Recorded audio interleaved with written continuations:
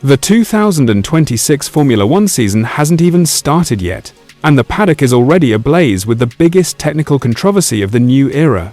Mercedes is under siege from every single rival on the grid. The possibility of Mercedes-powered cars locking out the top 10 when the season gets underway in Melbourne on March 8 has forced the other power unit manufacturers to band together. Secret letters have been sent. Secret meetings have been held. And now Toto Wolff has admitted that if rivals and the FIA join forces against him, Mercedes is, quote, screwed. Here's what's at the center of all this. Under the radical new rules, the maximum geometric compression ratio was reduced from 18:1 2025 to 16:1 for 2026, with the aim of balancing performance between legacy and new engine manufacturers. Simple enough on paper, but here's where it gets complicated. Article C. 504.3 of the technical regulations states that the procedure to measure the compression ratio is executed at ambient temperature. In other words, when the engine is cold and stationary in the garage. Mercedes, and, reportedly, Red Bull Racing, have developed power units that comply with the 16:1 limit during these cold measurements, but can, by design and thermal expansion of internal components, achieve effective compression ratios closer to 18:1 when at operating temperature. And how much is that worth on track?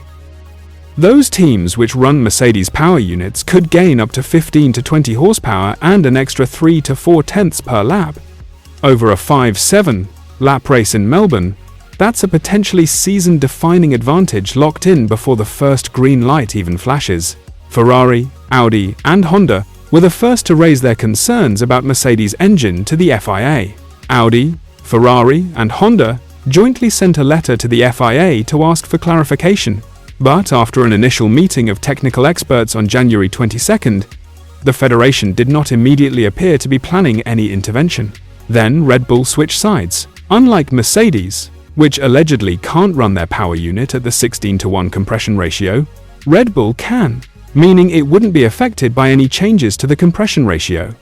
So Red Bull joined Ferrari, Honda, and Audi, leaving Mercedes completely isolated.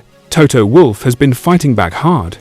At the Mercedes season launch, he told the media, quote, "I just don't understand that some teams concentrate more on others and keep arguing a case that is very clear and transparent. Communication with the FIA was very positive all along, and it's not only on compression ratio but other things too. Specifically in that area, it's very clear what the regulations say. So just get your S together, doing secret meetings and letters, and inventing ways of testing which don't exist." But Wolff's tone changed significantly by the time testing arrived in Bahrain. The defiant confidence from the season launch was replaced with something more cautious.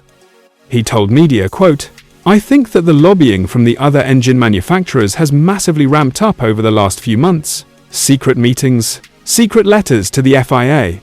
Obviously, there's no such thing as secret in this sport, and that has brought it to this situation." And then came the bombshell admission. Wolff said, quote, "It's not only the teams, you need the votes from the governing body, and you need the votes from the commercial rights holder, and if they decided to share an opinion and an agenda, then you're screwed." He also acknowledged, quote, "I'm a little bit more confused in the recent weeks about how it came to the point now that it suddenly became a topic, because until last Friday, I was given the impression that things wouldn't change." Wolff tried to downplay the performance advantage, saying, quote, "It's just a few horsepower. In England you would say a couple, which is more like 2 and 3. So almost negligible risk to make any major difference over the course of a Grand Prix." But rivals absolutely do not believe that. And Wolff himself acknowledged the bigger picture, adding, quote, "It's more about what is the precedent we are setting. What are the complications of introducing a new rule? How do you monitor it? In which way do you adjust if you felt the need to adjust?" The FIA has been desperately trying to find a solution.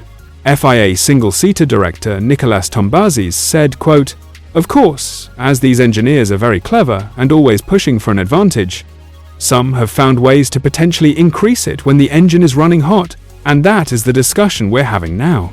We've spent a lot of time discussing how we solve those issues, And our intention is, of course, to solve them for the start of the season. We don't want to have controversies. We want people to be competing on the track, not in the courtroom or in the steward's room, and that's what we're trying to do. Adrian Newey, now at Aston Martin, appeared to suggest that all the teams, apart from Mercedes, are aligned on a resolution. Asked about the situation, Newey told Sky Sports News, "I'm biased, clearly.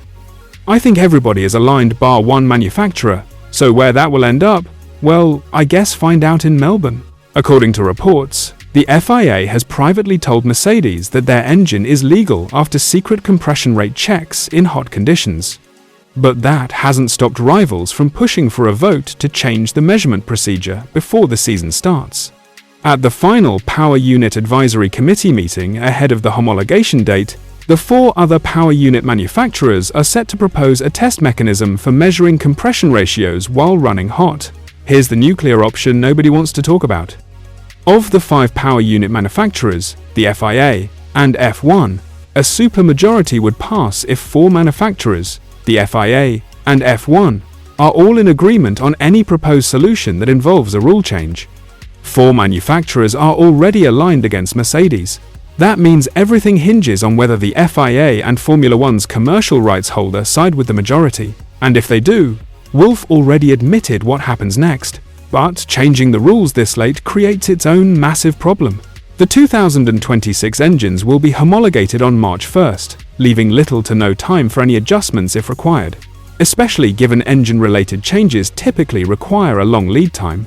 Italian outlet Corriere dello Sport reports that Red Bull could still adjust its engines to meet the 16:1 compression ratio if required, while Mercedes would not be able to do so. If that's true, a late rule change doesn't just cost Mercedes a performance advantage, it could potentially make their engine non-compliant, with no time to fix it before Melbourne. There's also a fascinating twist from the Italian press. Rumors suggest that Ferrari, who have been relatively quiet on this story, have apparently decided that what Mercedes is doing is legal and have already started coming up with designs to copy Mercedes. If Ferrari switches sides and starts defending the same approach, this entire political battle collapses overnight. And the silence from Ferrari's Fred Vasseur, who said, quote, "We are not there to make a protest. We are there to have clear regulations, and to have everybody with the same understanding of the regulations suddenly starts to make a lot more sense." The controversy echoes the 2009 double diffuser saga. In that instance, Braun, Toyota, and Williams exploited clever wording in the rules to gain a significant aerodynamic advantage.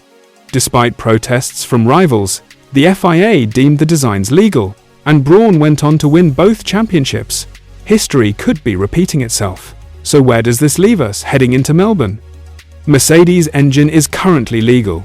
The FIA has confirmed that, but 4 rival manufacturers are pushing for a vote to change the measurement procedures before March 1st.